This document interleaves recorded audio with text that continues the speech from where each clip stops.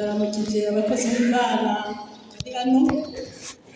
Nitwa Pastor Nyakasha Margarete, mu bikorwa by'Imana muri Cathedral Sainte Trinité niho mwandungitse, kandi ndashima Imana ko mwasuye kuntumira kugira ngo mbe hano. Rero Cathedral irabizi ko ndi hano, abayobozi barabizi, bampaye intasho, mwakire izo ntasho. Hanyuma iyo ndi hano numva ko iwacu, kuko aha iyo mpageze nibuka byinshi. Iyo nibutse ko ngeze hano nkabona ingoro y'Imana, Imana yayimushije muri za 19 na kangahe, mbona turi mu ngoro y'Imana nziza y'inyene. Imana ni hafi cyane. Ndibuka kandi turi hariya mu rusengero ruto harakubaka amasengesho. Ndibuka ibyo Imana yahavugiye, hari ahantu muri kwe, hari ahantu hatari agasima akantu gato, numva mwe mu Imana mbwiye ngo bashyire ibuye, numva ijwi rimbwiye ngo aha ni ku irembo ry'ijuru. Umuntu azinjira aha wese azanye ikibazo azosohoka yishimye. Imana ishimwe cyane. Nibuka kandi ibyo Imana yahatubwiye yuko hano hazaba isoko y'umugisha, yuko abantu benshi bazava mu mihingo itandukanye baje kurondera gukiza hano, kandi indwara zizakira. Ubu biriko biraba. Imana ishimwe. Umukozi w'Imana witwa Sostene yari umunyamurenge, araza arakonfirima icyo gihe baje kuvuga ubutumwa, yavuga ngo aha ngo hazaba isoko y'imigisha, ngo abantu benshi bazava hirya no hino baje gukira hano. Mufashe dukomere Imana yacu. Uyu munsi niko birakoreka. Imana ni habi icuro. Burya Satani arwanya ishengero, ariko Yesu yaranesheje. Imana ishimwe cyane. Satani abona isezerano riri imbere yawe akarirwanya kugira ngo nturishikeho, ariko hagarara neza. Imana ishimwe cyane. Hagarara neza kugira ngo isezerano ryawe rishike.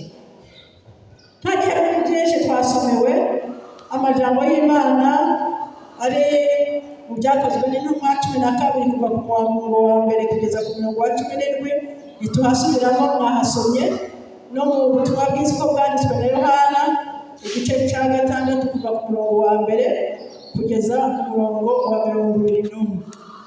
Ayo majambo maze kuyasoma nakuyemo icyumviro kivuga ngo ibyo uri kuracamo ntibikumare impuhwe z'umutima. Bwira uwo mwegeranye ngo ibyo uri kuracamo ntibikumare impuhwe z'umutima.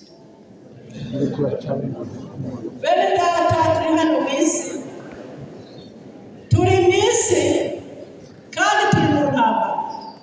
Iyo ntambara si intambara yo mu buryo bw'umubiri, si intambara yo guterana ingufu, si intambara y'amagrenade cyangwa inkoho, ariko ni intambara turwana mu buryo bw'umwere. Hano hari ubwami bw'umwijima, hari ubwami bw'umuco. Ubwami bw'umwijima burarwanya ubwami bw'umuco. Abakirijwe, abatoranyijwe, murumva ko turi mu ntambara. Umuririmbyi w'amajana 201, indirimbo y'amajana 201 ivuga ngo, amajana 201 ivuga ngo nimubyuke kurwana mwantoretse umwami, mwambare ibirwanishwa byose Imana itanga, mu nzira yo kunesha turongorwa na Yesu, kuko yadutsindiye tunesha kubwiwe. Mubyuke mutabare mushikame cyane, inkomezi z'inyama sizo muturwanisha, muhagati inkota niyo jambo ry'Imana n'ibindi kugira ngo mucungure umwami. Murumva ko turi mu ntambara, turi mu ntambara. Hano hari ibishobora kukumara inkomezi z'umutima. Ni ibiki? Ni byinshi. Ubukene burashobora kukumara inkomezi z'umutima, n'ubutunzi nabwo burashobora kukumara inkomezi z'umutima. Inzara, ubupfakazi, ubupfubyi, ibyaha, ubusambanyi, ubusuma n'ibindi birashobora kutumara inkomezi z'umutima iyo tudahagaze neza.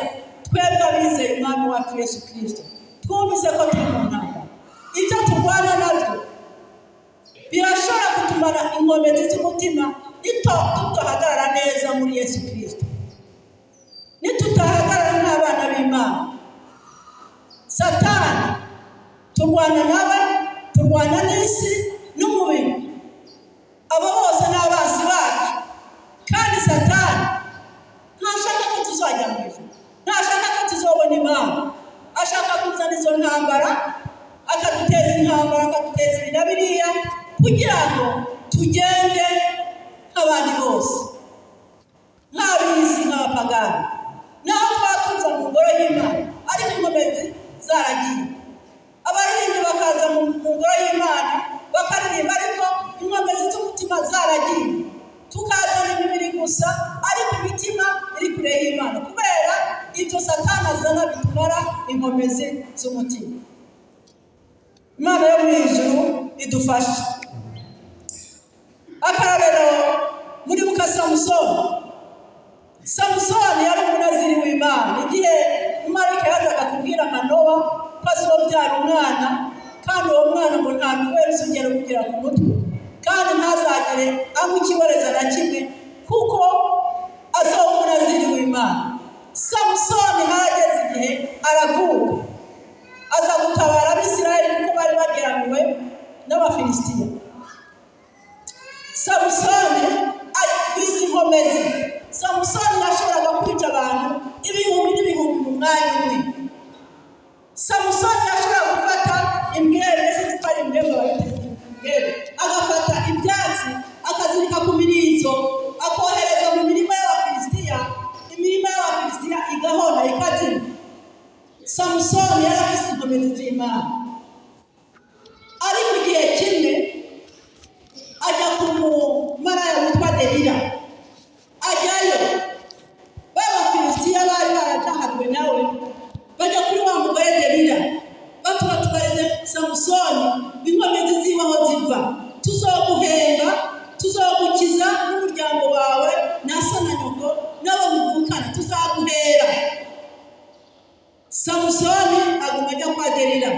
Delila aramubwira ati mbwira inkomezi zawe aho ziva. Akaguma amubesha, ariko abonye ko atakimucana uwaka, amubwira ati n'umunda kuko utambwira inkomezi zawe ziva. Kuko yamubeshaga, yahamagaraga b'Abafilisitiya akavuga ngo Samusoni ntaho urateye, agahaguruka nta nkomezi akabica akabamara. Noneho Samusoni ngo amena ibanga. Mu ijambo ry'Imana avuga ngo amena iburi, amena ibanga ry'Imana, avuga inkomezi ziwe aho ziva, zibwira Satani. Samusoni aravuga ati uwo uyu mushatsi noba goyigoyi nk'abandi, ni ukuvuga nasambana nk'abandi, nakwiba nk'abandi, nagira amacakubiri nk'abandi, nakora ibi n'ibi nk'abandi, n'abagoyigoyi. Delila ngo aramubembereza ku bibero, azana urwembe amunwa wa mushatsi, kuko yari yamaze kumena ibanga. Acaga ngo Samusoni ngaho. Samusoni agira gutya wapi, kera yarazi ko umwana yamuretse. Urazi icyo bamukoreye? Baramufashe bamunogora amaso, kubera ko avuye mu isezerano. Mwene data niwe ava mu isezerano, uzamera nk'abandi bose. Satani azakunogora amaso, y'amaso y'imbeho, aho kubona ibyiza, aho kugira urukundo, aho kuba umugwaneza, aho kuba umwizigirwa, utangira urwanya abandi, utangira uvuga abandi, utangira ugira isaku, ugira amacakubiri n'ibindi. Satani azaba yakumaze kubuza z'umutima. Satani azagukina ku mubyimba. Abafilisitiya bagukina ku mubyimba, batinda aho sura tugira kwa kubaho tugira shaka. Bikore. Iyo umuntu yagiye kure y'Imana, iyo umuntu yagiye mu byaha, atangira kwihisha abakozi b'Imana, atangira kwihisha abantu bahora bakorana, akagenda muribuka ibyabaye kuri Adamu na Eva bamaze gukora icyaha, baciye bajya kwihisha kuko ubwiza bw'Imana bwavuyeho. Iyo umuntu yakoze ibyaha, ubwiza bw'Imana bumuvako, agasigara atinya abakozi b'Imana. Satani aramukina ku mubyeyi ngo bamujyana kuba umusyi w'imbohe. Mwumve iyo Satani agutwaye inkomezi z'umutima, iyo utagabye ukava mu isezerano ry'Imana. Bene data, isezerano turariteramira. Ari isezerano dufite twese hano, dufite isezerano cyo kuzajya mu ijuru. Hari ayandi masezerano Imana imusezeranira hano ibyo uzogukorera, ariko ukabiteramira, iryo sezerano nturishikaho. Ibya Samusoni biherera, ariko Imana ishimwe ko mu nyuma yavuze ati Mana binkomeze rimwe gusa nongere nihore abansi banjye. Nawe uyu munsi aho wumvira ijambo ry'Imana, ubwira Imana uti Mana ongera ushoboze ibi bintu byose bimara inkomezi z'umutima, ungirire imbabazi nongere muzunguruko bw'Imana, muzunguruko z'Imana. Undi muntu uhagaze mu isezerano ry'Imana ni umusore witwa Yosefu. Yosefu murazi ko ari umuhungu wa Yakobo, kandi Yakobo yari mukuru. Yosefu avugana n'Imana mu nzozi, arota ngo abona ibikama 12, ngo abona 11 birunamye, wowe usigara uhagaze. Abibwira bene wabo, baravuga bati wagahungu uzatuganza. Arongera arota izuba mu kwezi n'inyenyeri bimunamiye, abwira se na nyina, Isa mbega wagahungu we uzatuganza. Yosefu yari afise icyo yavuganye n'Imana. Umunsi umwe se amutuma kujya kureba bene wabo aho baragiye. Bamubonye bati nguriya Karosi araje.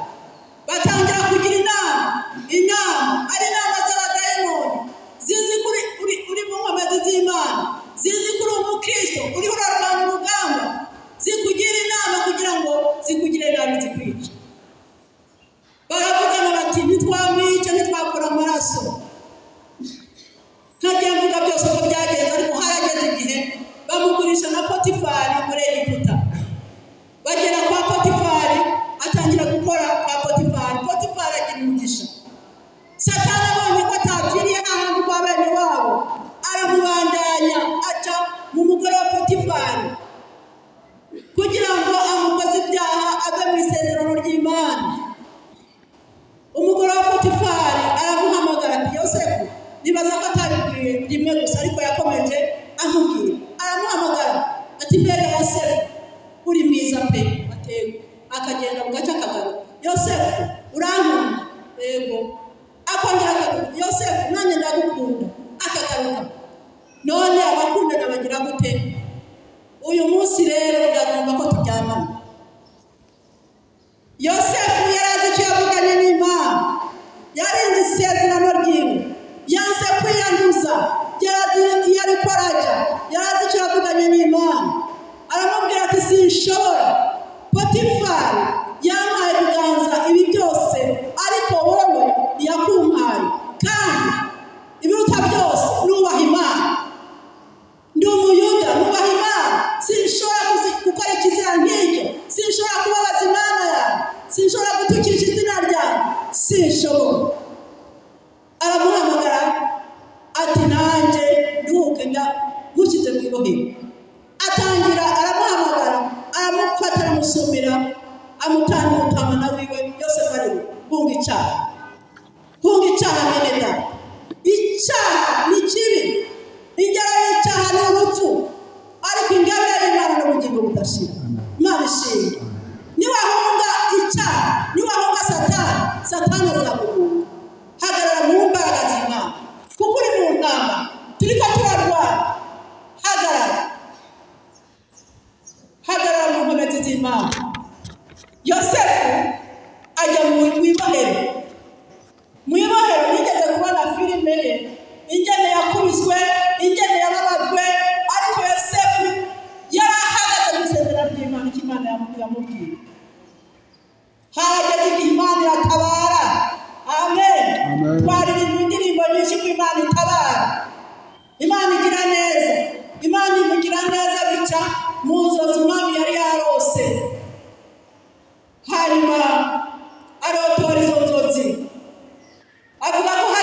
myaka 7 hazabaho uburumbuke, ibintu bikaba byinshi, abantu bakarya, hakongera hakaba iyindi myaka 7 abantu bazasonza.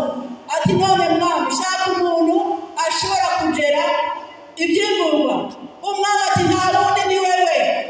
Baratangira baramunamira, kwa kundi Imana yavuganye na Yosefu biraba, baramwambika impuzu z'inyambara abami, abo umukuru wa premier ministre mu gihugu cya Egiputa, abo umuntu agera itunga ryo muri Egiputa. Imana abicubana byaba Imana yamubwiye byarashitse, na bene wabo baraje gusuma, baramunamiye, na se na nyina baramunamiye. Bya bindi yavuganye n'Imana byarabaye, kuko yarinze isezerano ry'Imana. Nawe yarinze isezerano ry'Imana. Igihe babatizwa waravuze ngo namwe Satani n'ibikorwa byiwe byose muri kibendera ya Yesu Kristo. Imana ishimwe cyane. Mbega uyu munsi by'ukuri wabihebye? Mbega mwabihebye? Paulo niwe yavuze ati bari mu isuzu. Imana ishimwe cyane. Haleluya. Amen. Ndagomba twige kuri ibi bintu bishika bimwe. Muri amagambo twasomewe yo mu byakozwe n'intumwa, turabona icya mbere Satani ni umwansi w'abana b'Imana. Icya kabiri amasengesho ahindura imigambi ya Satani. Icya gatatu Yesu ni umutabazi wacu. Icya kane ni wasenga wizeye. Imana ishimwe cyane.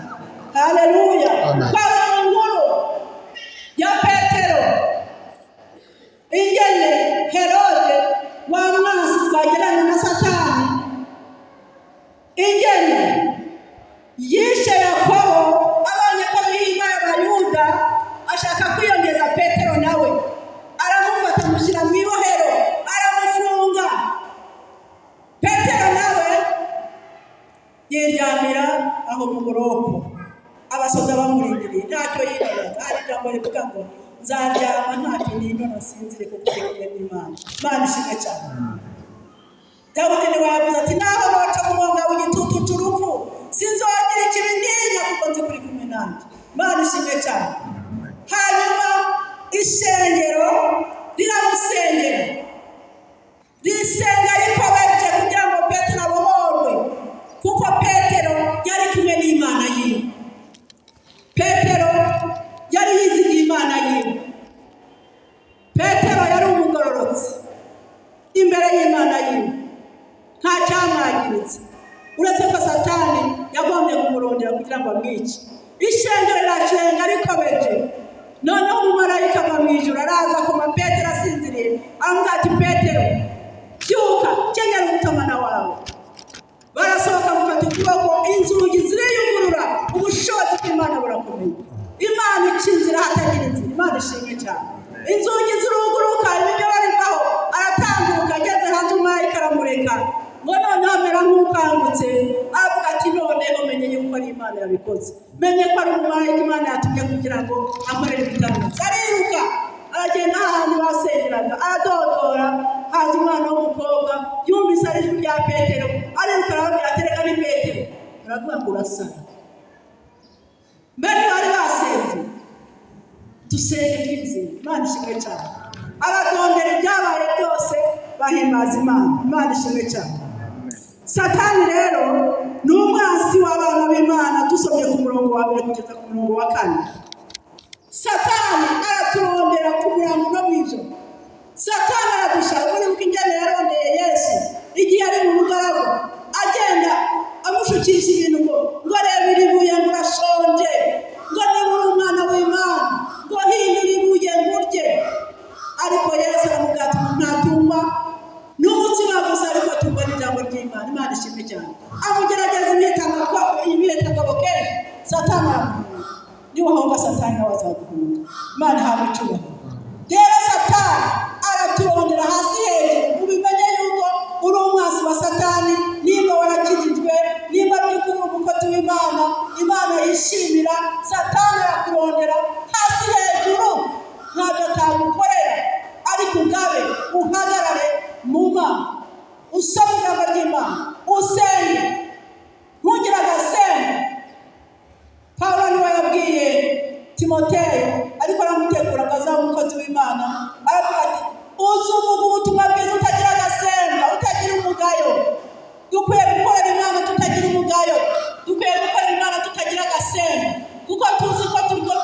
kurwana, turi mu ntambara, ntidukwiye kugenda nk'abatazi iyo bajya, ariko dukwiye kwambara imbaraga z'Imana.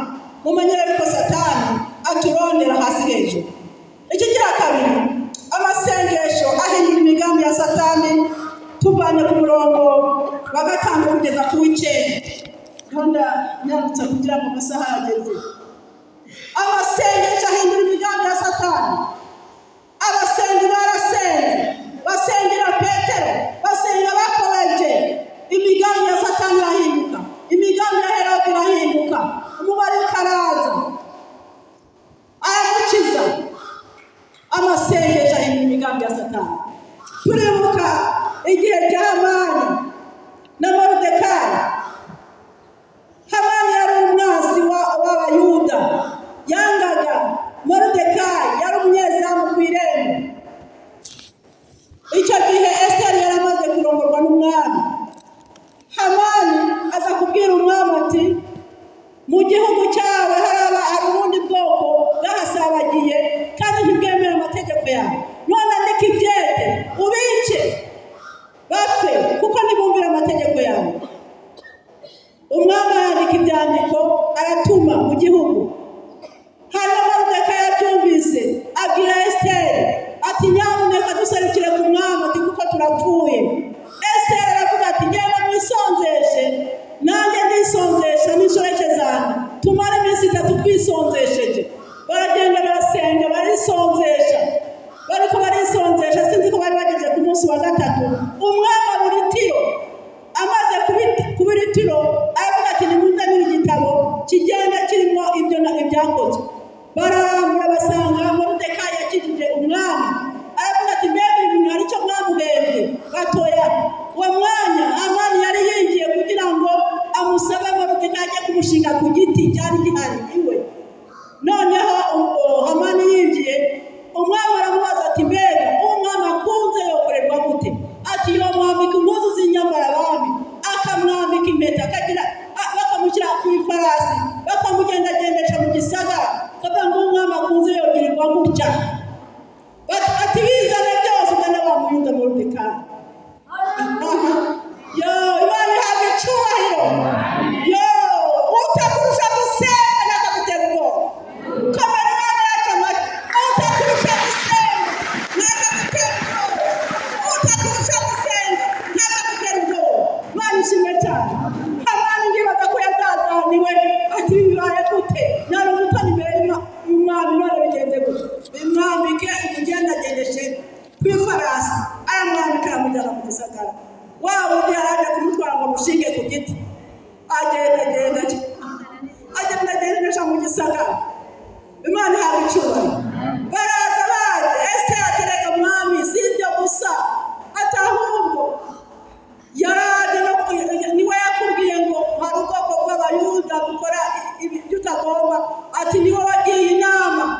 Ati, kubera nanditse ibyandiko rero reka nongere nandike ibindi bazirwanire, kuko ubwoko bw'Imana ntibutsindwa.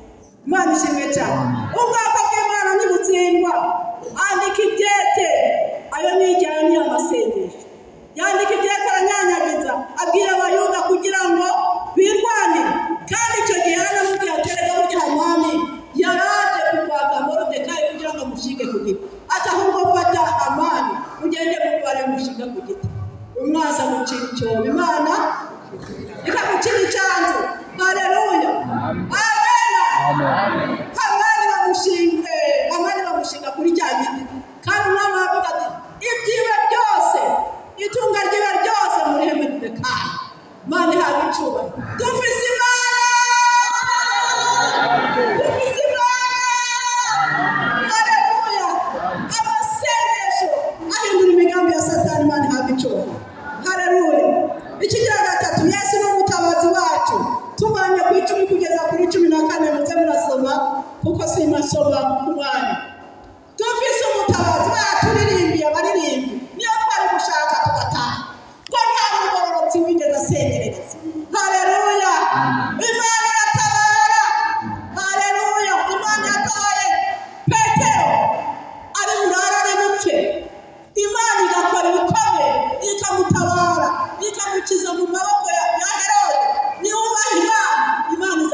mu maboko y'abanzi.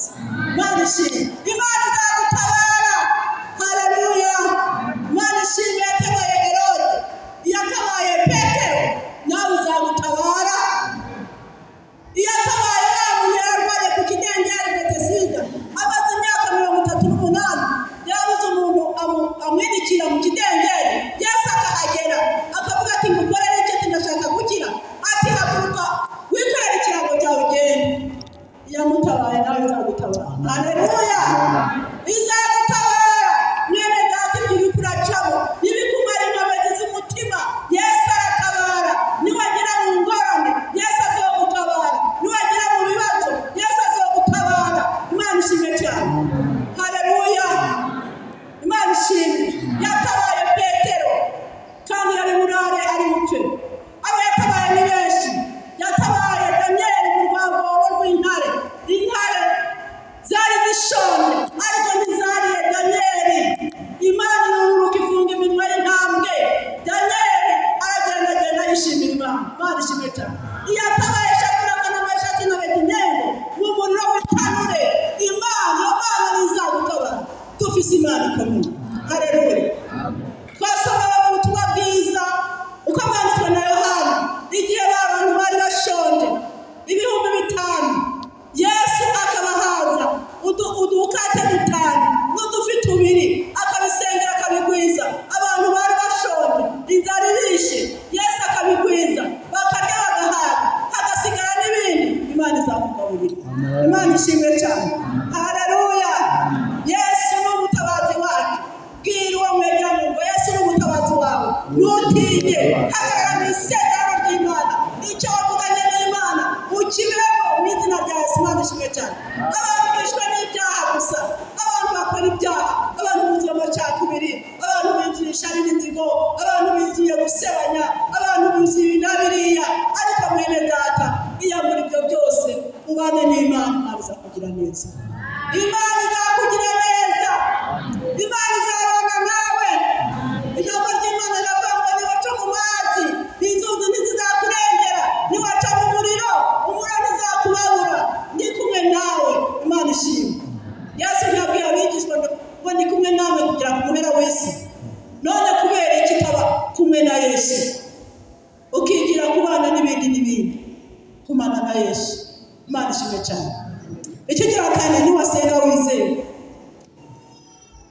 Iri shengero ryarasenze, rirasenga, riratakamba. Handitseho ngo barasenga baratakamba. Imana irakora, ariko baravuga ngo urasana. Petero baramuguriye. None niwasenga niwizere bizakoreka. Mu Baheburayo 11 ku 6 twavuga ngo utizera ntibishoboka ko ayihimba. Utizera ntibishoboka ko ayihimba. Dukwiye gusenga tukizera kandi tugasengera mu ijambo. Imana ishimwe cyane. Sengera mu ijambo icyo Imana yavuze. Abantu benshi kumbura birugira bakugishwa n'Imana bakagira, ariko ubugishwa ngubu. Imana ishimwe cyane. Ubugishwa bw'Imana ngubu. Icyo Imana yavuze, niwahagarara ku ijambo Imana yavuze, izabikora. Ndibuka igihe kimwe ndwaga umwana, nsoma amajambo yo muri Ezekiya. Yari muri Yesaya. Wa muntu Ezekiya yararwaye. Imana ituma Yesaya bagenda umubwira iminsi yawe yo kuba irarangiye. Ajya kubwira Ezekiya. Ezekiya yibuka imirimo myiza yakoreye Imana, yibuka ingene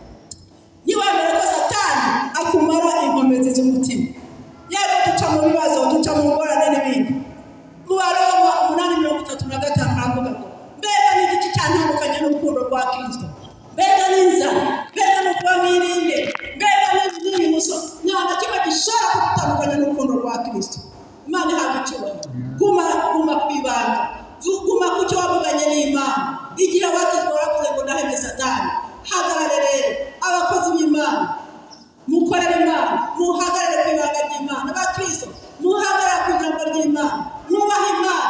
Batubwiye ngo bimaze Imana ishima, ngo umutima umenetse, umutima umenetse Imana ntizawirengagiza. Imana ishimwe cyane. Uwubaha Imana wese Imana izamugirira neza, izabana nawe, izamurwanira intambara. Imana ishimwe cyane.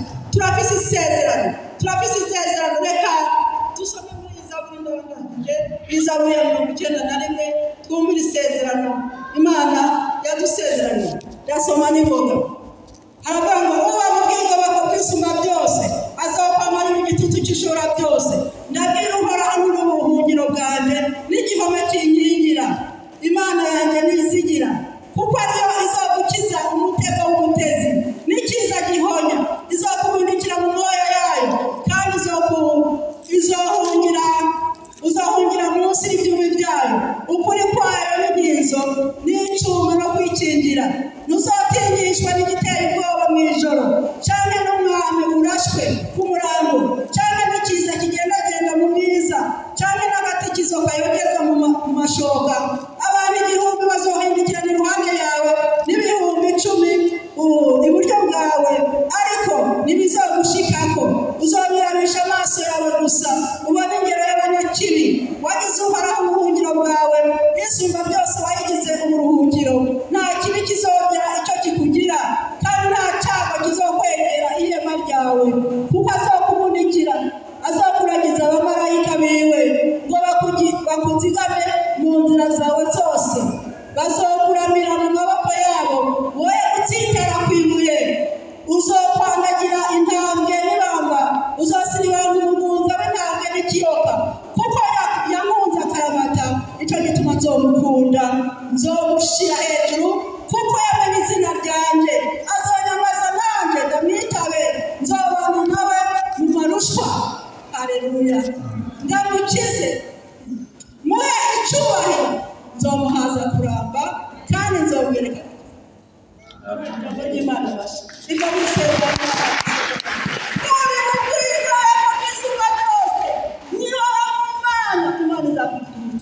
Imana ishimwe cyane.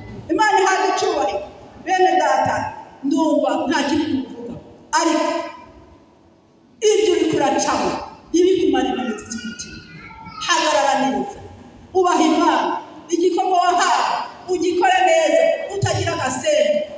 Wubaha Imana, Imana igushingira intahe.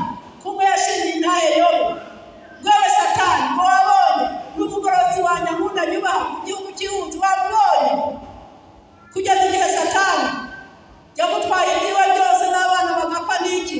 Ariko Yobu agahagarara, kuko yubaha Imana. Aravuga ati umunsi umwe nzobona Imana yawe, nzobona umucunguzi, amaso yanjye azomwibonera, kandi nafise inkumbi ibindi byiwe byose byatwara. Kubaha Imana. Imana ntabwo icuruza. Mwambara ibigwanishwa byose Imana itanga, kugira ngo muhagarare kurwanya. Kuko ngo baturwane sabe inyama n'amaraso, bariko turwana n'abakuru n'abaganza isi y'ubwiza. Bene data, hari ibigatanya turwana nabyo, ariko kandi Yesu yaranesheje. Nuko yanesheje, natwe tuzonesha. Kereka n'umwiha Satani. Wibuka Yosefu avuga ati jyewe nubaha Imana, sinshobora gukora ikizira nk'icyo, sinshobora kuryamana nawe, icyo ni icyaha cy'ubuyobe. Sinshobora. Ariko uyu munsi abakenyezi barenga ibigo, abagabo bakarenga ibigo, bataye ababo bakajya mu busambanyi, hanyuma bagakora ibikorwa. Abaririmbi nuko bakaza bakaririmba, abakristo nuko. Ubu nibyo bibayeho, bakaza mu ngoro y'Imana. Hari umuntu wambaye muri tagisi, yanaye nambaye gutya, anga ariko pasha tumenya mutubesha nabi. Ati n'abantu baririmba, ati bakaririmba, ati nigeze kujya mu ishengero rimwe, ati hanyuma ngo umuririmbyi ararimba neza umukobwa, ati hanyuma araza afataho tagisi, kuko tuba turi benshi ntashobora kumenya umuntu. Ati ubwo nari mujyanye muri hoteli kumuhabara we, kandi aririmba neza. Ndamujyana aramutelefona ati ndi mu cyumba iki n'iki, kandi aririmba ijoro rikunguruka. Ari umuririmbyi. Bene data, twisuzume turebe ko dukorera Imana neza. Ibituma bikomeza ni byinshi. ariko twarizeye Yesu, twaramwakiriye nk'umwami n'umukiza mu bugingo bwacu. Turi abana b'umuco, kandi abana b'umuco bakwiye kugendera mu muco, ntibakwiye kugendera mu mwiza. Ibyo Satani azana kugira ngo bitumare inkomezi z'umutima ni byinshi, ariko hagarara nk'umukozi w'Imana. Ambara bya birwanishwa dusoma mu Banyefeso 6 ku murongo w'10.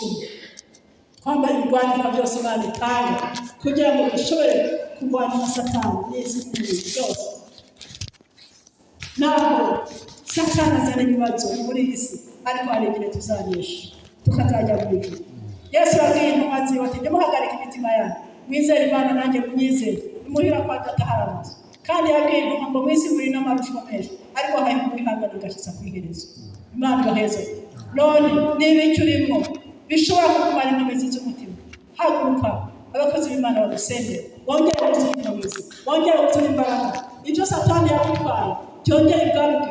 Samusoni aravuga ati Mana iririmye gusa nyongere inkomezi kugira ngo nihora abanzi bawe. Sinzi biriko birakumara inkomezi, sinzi ibyo ari byo, ariko by'ukuri niba hari biriko birakumara inkomezi, byaguruka dusenga Imana. Byaguruka.